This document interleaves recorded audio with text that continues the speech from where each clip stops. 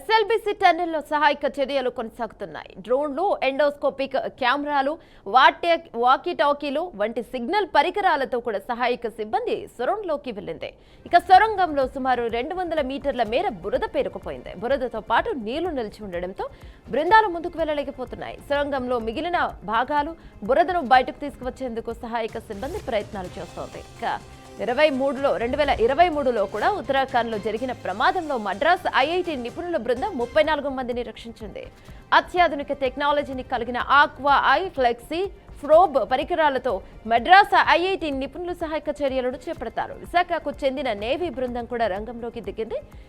మరోవైపు ఉత్తర కాశీలో సిల్క్ యారా టన్నెల్లో చిక్కుకున్న 41 మందిని రక్షించిన స్పెషలిస్టులు ఎస్ఎల్బీసీకి చేరుకున్నారు. ఇందులో మొత్తం 12 మంది ఉన్నారు. వీరిని ర్యాక్ మైనర్స్ అని పిలుస్తారు. ఇందులో 6 ఎస్ఎల్బీసీకి చేరుకున్నారు.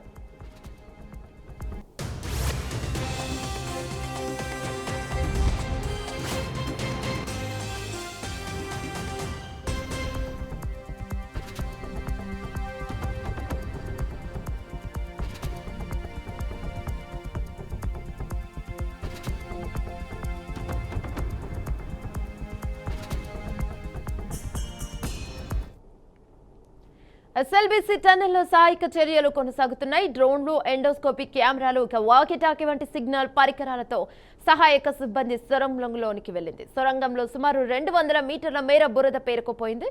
బురదతో పాటు నీళ్లు నిలిచి ఉండడంతో బృందాలు ముందుకు వెళ్లలేకపోతున్నాయి. సొరంగంలో విరిగిన భాగాలు బురదలను బయటకు తీసుకువచ్చేందుకు సహాయక సిబ్బంది ప్రయత్నాలు చేస్తోంది. రైట్, ఇక ఇదే అంశంపై మరింత సమాచారం మా ప్రతినిధి శ్రీనివాస్ అందిస్తారు. రైట్ శ్రీనివాస్, చెప్పండి. గుడ్ మార్నింగ్ అమ్మ.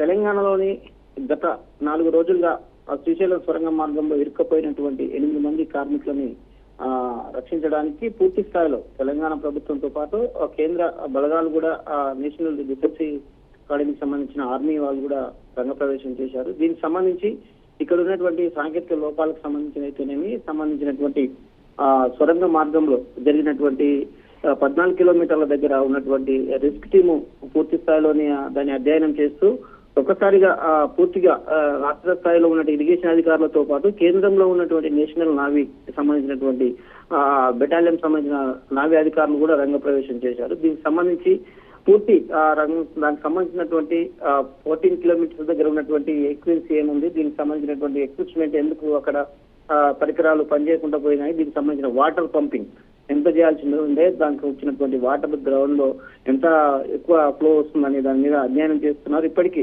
అక్కడ ఉన్నటువంటి కొంతమంది ఎవరైతే ఆఫీసర్స్ ఉంటారో అవుట్ సైడ్ లో ఉన్నటువంటి ఇందులో కొంత సెల్ టవర్ పనిచేస్తుందనేది గతంలో కూడా చెప్పుకుంటూ వచ్చారు. ఇప్పుడు ఆ సెల్ టవర్ పనిచేసిన గతంలో 3 రోజుల క్రితమే ఆక్సిజన్ కూడా అక్కడ పంపడం జరిగింది. ఈ ఆక్సిజన్ తో అక్కడ వాళ్ళు టెక్నికల్స్ వింగ్ కూడా పనిచేస్తుంది అనేది కూడా వాళ్ళు సైంటిఫిక్ గా చెప్తున్నారు. ఏదేమైనప్పటికీ గత 3 రోజులుగా జరిగినటువంటి విషయాలలోకి ఒక క్లారిటీ అయితే వచ్చింది. దీనికి సంబంధించి సమీపంలో వాటర్ 200 మీటర్ల ఉండడంతో ఈ బోధ ఉండటంతో కొంత టెక్నికల్ పాయింట్స్ అక్కడ బ్రేక్ అవుతున్నాయి, అందువల్ల చేయలేకపోతున్నాం అనేది సాంకేతికంగా అక్కడ చెప్తున్నటువంటి పరిస్థితి. కానీ ఏమైనప్పటికీ 8 మందిని కార్మికులు రక్షించడానికి ఎస్ఎల్బీసీకి సంబంధించినటువంటి టన్నల్ దగ్గర ఉన్నటువంటి అధునాతకమైన యంత్రాలతోటి అందరూ సంబంధించినటువంటి ఆపరేషన్ కూడా స్టార్ట్ చేశారు. రెస్క్యూ టీం కూడా పెద్ద ఎత్తున దానికి టెక్నికల్ వింగ్ ను తీసుకొని పెద్ద ఎత్తున ప్రయత్నాలు కూడా చేస్తున్నది. యమున. Thank you Srinivas.